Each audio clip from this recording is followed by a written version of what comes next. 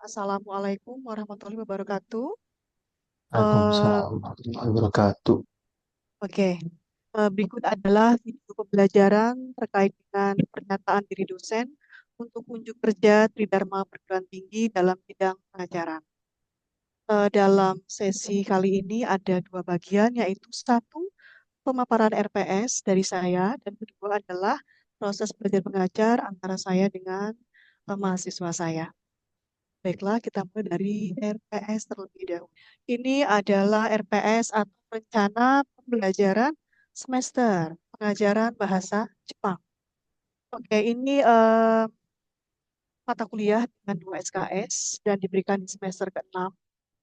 Kemudian di sini ada otorisasi, ada saya, Purisari SSMPD sebagai dosen pengembang RPS. Kemudian ada Dr. Bayu M. sebagai ketua program studi dan Dekan Dr. Hadin Arif Nugroho M. Di sini ada capaian pembelajaran perusahaan, yaitu salah satunya adalah menguasai prinsip-prinsip bahasa Jepang, serta menguasai konsep-konsep berpikir ilmiah. Baik, kemudian ada capaian pembelajaran mata kuliah itu adalah satu, nanti Minasang bisa menjelaskan teori-teori kependidikan secara umum. Kemudian bisa mendesain dokumen perencanaan pembelajaran sesuai kompetensi yang akan dicapai. Kemudian mampu mensimulasikan pengajaran sesuai kompetensi yang akan dicapai. Serta mampu mempublikasikan hasil kegiatan pengajaran sesuai kompetensi yang dicapai. Itu adalah capaian kita. Kemudian ini ada subcapaian pembelajaran mata kuliah ini ada banyak sekali ya. Jadi ada definisi pengajaran itu apa, definisi psikologi pembelajaran itu apa, definisi strategi pembelajaran itu apa, definisi kurikulum dan silabus, kemudian definisi metode pembelajaran dan analisis bahan ajar, definisi RPP atau rencana pelaksanaan pembelajaran, serta definisi pembelajaran berbasis kompetensi. Di sini juga Minasa akan diharapkan mampu desain dokumen perencanaan pembelajaran sesuai kompetensi yang akan dicapai. Terus bisa melakukan simulasi pengajaran dalam hal ini micro teaching dan kemudian bisa mempublikasikan hasil penelitian tersebut ke media massa. Ini ada deskripsi singkat mengenai mata kuliah pengajaran bahasa Jepang, yaitu Minasang bisa mengajarkan teori-teori kependidikan secara umum serta melakukan praktik mengajar atau micro teaching. Sehingga melalui kegiatan tersebut, Minasa selain mendapatkan teori juga mendapatkan pengalaman yang sangat berharga sesuai kompetensi yang akan dicapai. Oke, ini kemudian untuk bahan kajian atau materi itu ada sekitar 9 materi. Satu, pengajaran dan pembelajaran. Kedua, psikologi pembelajaran. Tiga, strategi pembelajaran. Keempat, kurikulum dan silabus. Kelima, metode pembelajaran bahasa dan analisis bahan ajar. Keenam, rencana pelaksanaan pembelajaran RPP. Kemudian ada pembelajaran berbasis kompetensi, ada praktik mengajar micro teaching, serta evaluasi pengajaran atau evaluasi micro teaching. Berikut ada pustaka yang saya gunakan. Baik. Untuk kali ini kita akan masuk kepada subjek MK tersebut. Sang di mata kuliah pelajaran bahasa Jepang ini, Minasang di tahap awal itu akan mendapatkan teori-teori kependidikan, kemudian pasca UTS nanti Minasa harus praktek ke depan micro teaching. Seperti itu ya gambarannya ya. Kemudian ada sedikit dokumen rancangan kontrak perkuliahan ya, misalnya presentasi kita. Oke, itu tertera manfaat mata kuliah, deskripsi perkuliahan, kemudian standar kompetensi, kemudian skema materi perkuliahan kita seperti ini. Jadi mahasiswa itu minimal telah menguasai mata kuliah Bumbo atau Basic Japanese 1 dan 2. Lalu nanti bisa praktek ngajar ke depan. Ada strategi perkuliahan juga dari saya. Dan ini adalah materi atau bacaan perkuliahan. Ini juga ada tugas. Nanti ada tugas berupa membuat makalah. Kemudian untuk parameter persentase sebenarnya ada berikut ini. UAS atau biblioteking 40%, kemudian ujian teori 30%, tugas mandiri 25%, dan keaktifan mahasiswa bertanya, menjawab, berpendapat, mentor, dan sebagainya 5%. Jadi total 100%. Kemudian ini adalah micro teaching point. Jadi kalau nanti kita akan micro teaching itu berdasarkan dinilai berdasarkan aspek-aspek penilaian berikut ini.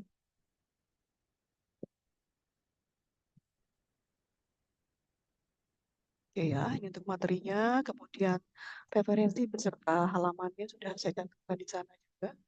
Ada konsekuensi juga kita untuk di kelas. Oke, sudah selesai. Minasan sudah pernah ngajar bahasa Jepang ke depan kelas? Ada yang udah, ada yang belum kali Bel- ya? Belum. Belum. Yang pernah juga udah ada ya? Sudah ada juga dari pengalaman ya, Minasan. Oke, saya nanya. Ke depan itu kalian ke depan aja atau ada step-step langkah-langkahnya? Yang sudah Ada nih, yang sudah. langkah-langkahnya sih Sensei. Ada langkah-langkahnya, oke. Yang belum, kira-kira kepikiran nggak kalau ngajar tuh ternyata butuh persiapan gitu, atau sekedar bawa buku ke depan ngajar? Yang belum nih kira-kira. Tidak mudah. Harus Tidak ada mudah. persiapan terlebih dahulu. Oke, benar-benar. Hai Minasa. Jadi kita ngajar itu, buat saya sih belajar 2 kali. Belajar 2 kali ya. Satu, belajar untuk kita sendiri materinya. Dua, belajar gimana sih cara menyampaikan pesan atau materi kita tersebut ke anak-anak didik kita.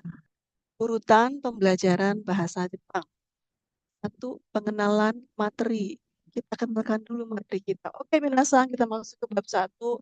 Contohnya kalau misalnya bumpo gitu ya, atau gramatika gitu ya. Kita masuk bab 1 tentang Kikochokai. Oke, kemudian latihan dasar. Sudah materi selesaikan. Kita masuk latihan dasar. Latihan dasarnya secara teori kita masuk latihan penerapan. Nah, sudah masuk latihan penerapan, kita masuk ke kegiatan berkomunikasi pada kondisi sebenarnya. Kalau di buku Mina itu kan kita bab 1 itu misalnya ada Jiko Chokai ya, itu kan ada bouquet, ada ribbon, dan sebagainya, step-stepnya. Itu nanti endingnya ada, bukan ending sih, ada bagian Taiwan kan ya? Benar, bagian conversationnya ada kan?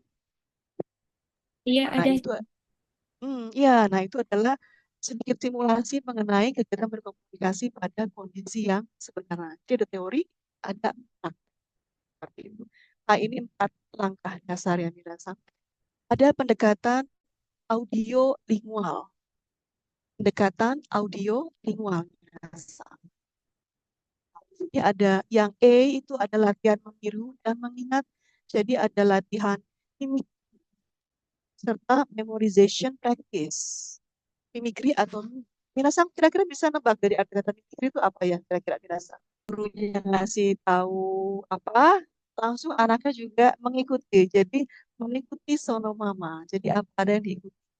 Kemudian ada selain mimikri juga ada. Jadi setelah dia meniru, harapan ada mengingatnya atau memorization practice atau ada kyoku renshu. Ini ya, kyoku renshu. Jadi latihan mengingat. Udah diajarin nih mereka mengikuti. Kita ulangi mungkin sekitar beberapa kali gitu ya, dengan harapan mereka bisa mengingat. Kyoku, ingatan ya.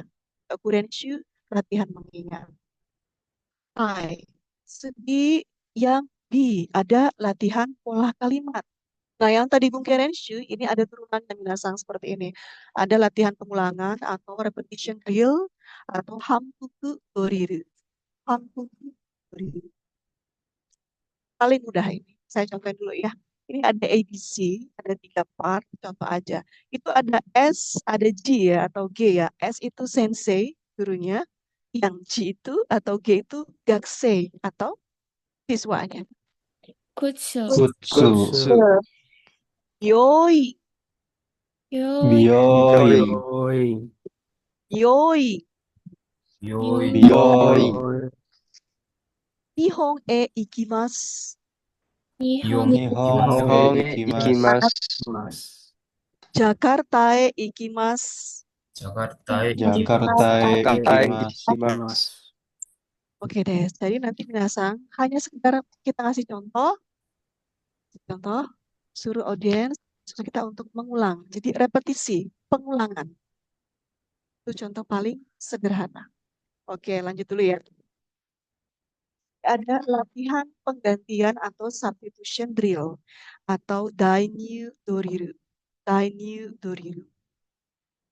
Nggak salah sini ada SG juga. Jadi ada sensei gakusei. Ini yang saya beri warna merah itu berarti adalah yang harus diganti berikutnya. Jadi ya oke, contoh dulu ya. Kino ginkoe ikimashita. Saya garis bawahi kan ginko ya. Ginko apa minasang ya? Bank. Bank ya minasang ya. Oke. Bank. Kemarin saya pergi ke bank. Titik. Terus ada clue atau petunjuk berikutnya. Puru. Nah, minasang gantikan yang di garis bawah tadi ganti dengan puru. Kino puru e ikimashita. Nah, gitu ya, gantiin. Terus ada lagi. Lanjut lagi, saya bilang, depato. Kino depato e ikimashita. Jadi kerangka kalimatnya tetap, hanya saja di sini bendanya, dalam hal ini tempatnya itu diganti-ganti. Latihan penggantian, mengganti-ganti. Ya, kalimat tetap, kerangka tetap, tapi objeknya, objek lokasi atau tempatnya berubah-ubah. Kita latihan dulu ya. Kino ginko e ikimashita, itu dulu. Kino Ginko e. ginko e ikimashita. Puru, dozo. Kino Kino buru e ikimashita. ikimashita. Depato. Kino Kino depato e ikimashita. Udah gampang kan? Hai, latihan pengubahan. Latihan pengubahan atau transformation drill atau henkei doriru. Henkei doriru. Hai. Di sini ada ABC dan ada SG. Seperti biasa ada sensei gakusei ya. Di sini sensei bilang yomu.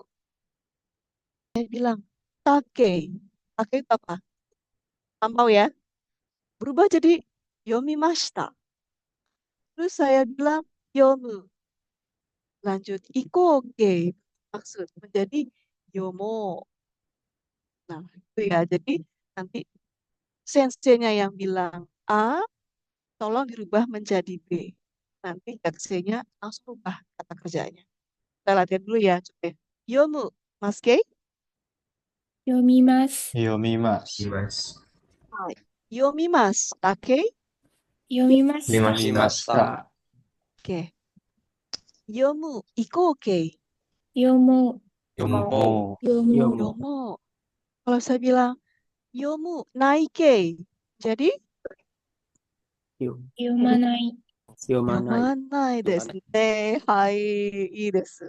Nanti minasang bisa gunakan strategi ini juga untuk mengajar siswa kalian ya. Kita menggunakan henkei doriru atau latihan pengubahan. Hai, Sugi. Latihan penggabungan atau combination drill. Combination drill atau Jepangnya ketsugo doriru. Ketsugo doriru. Nah, ini juga ada AB, ada sensei dan gakuseinya. Nah, saya bilang begini misalnya, kao araimasu. Kalimat satu, cuci muka. Kemudian kalimat dua, kao migakimasu. Sikat. Nah, di sini minasang menggabungkan antara kalimat satu, terus dia sikat gigi. Nah, menggunakan bentuk tekara. Yang artinya adalah apa ya minasang? Tekara itu ya? Tekara? Melakukan hal satu, melakukan hal berikutnya. Hai, ii desu ne, Likasu. Oke, jadi setelah cuci muka, terus ada kegiatan berikutnya, kegiatan kedua ya. Tidak saya diminta untuk menggabungkan dua kalimat tadi. Jadi, kao arate kara, kao migaki. Ini adalah contoh penggabungan atau combination drill. Hai, ini contoh yang kedua lagi. Asa gohan o tabemasu. Makan pagi ya. Kemudian, yampasue ikimasu. Pergi ke kampus. Tolong dirangkai. Jadi, asa gohan o tabete kara yampasue ikimasu. Ini paham ya? Kita praktis dulu minasan. Hai, dari yang E. Kao araimasu. Kao migakimasu. Dozo.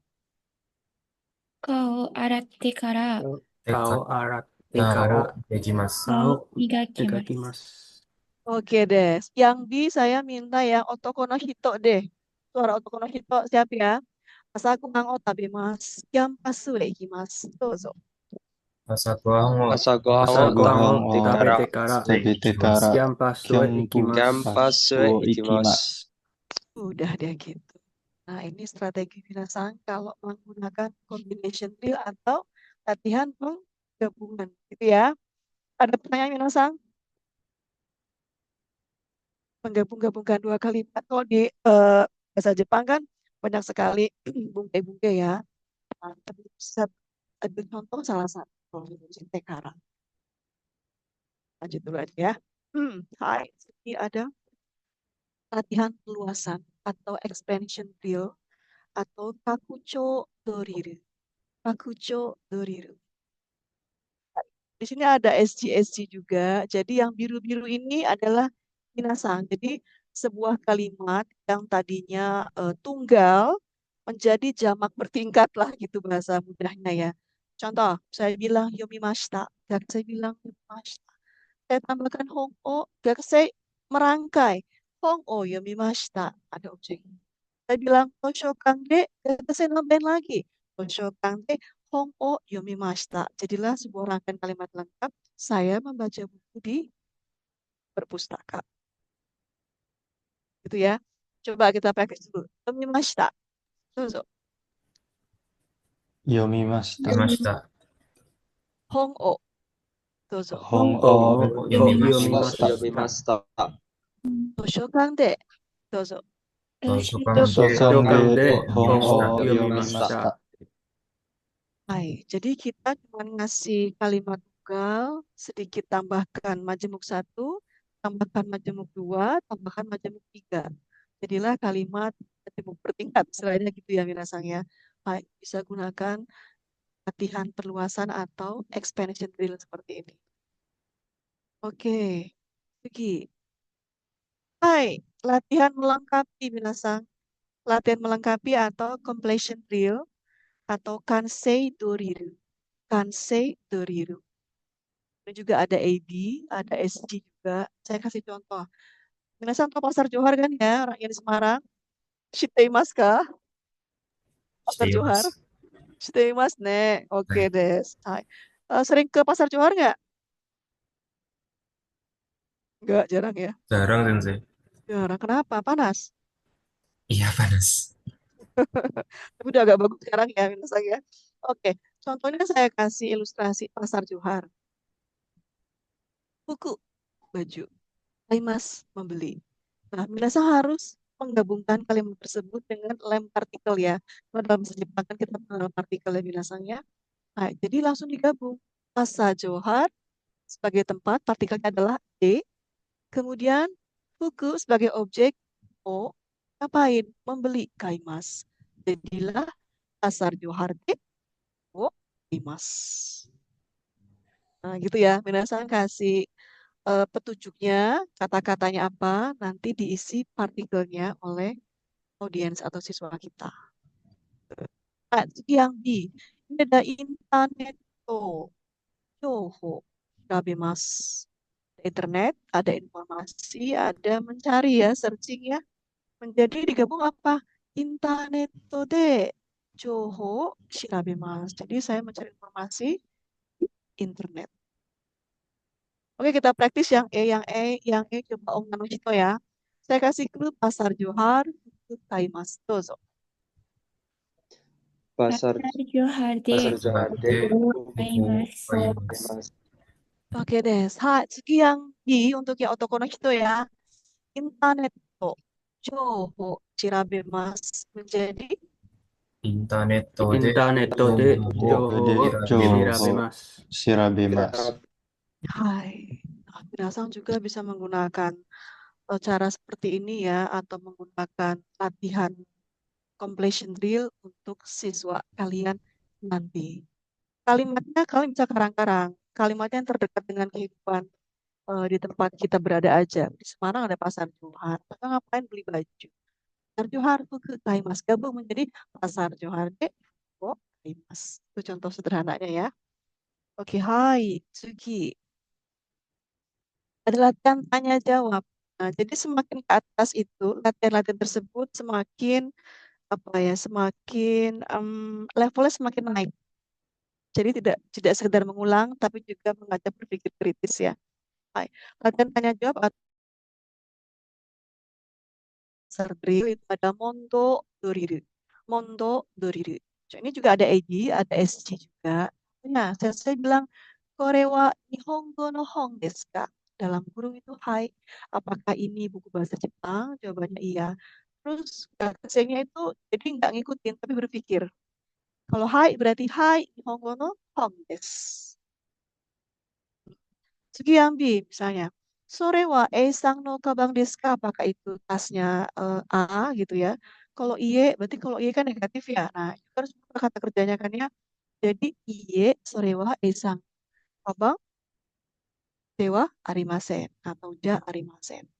Nah, jadi minasang hanya ngasih bertanya, ngasih petunjuk hai atau iye, jawabannya mengikuti hai atau iye tersebut. Jadi tanya jawab seperti ini minasang. Kita coba praktis ya. Hai yang coba eh, per kelompok apa per orang ya? Kira-kira nih. Berkelompok sensei. Iya, per kelompok ya wes. Yuk, per kelompok yuk. Hai yang otoko no hito ya. Otoko no hito. Hai. Kore wa nihongo no hong desu ka? Hai. Hai, Nihongo no Hong Nihongo no desu. Hong desu. Oke, untuk Ong no hito ya. Sore wa eisang no kabang desu ka?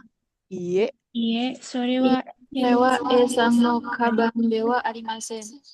Oke deh, kira-kira seperti ini contoh sederhana bisa kalian terapkan nanti untuk siswa-siswanya ya.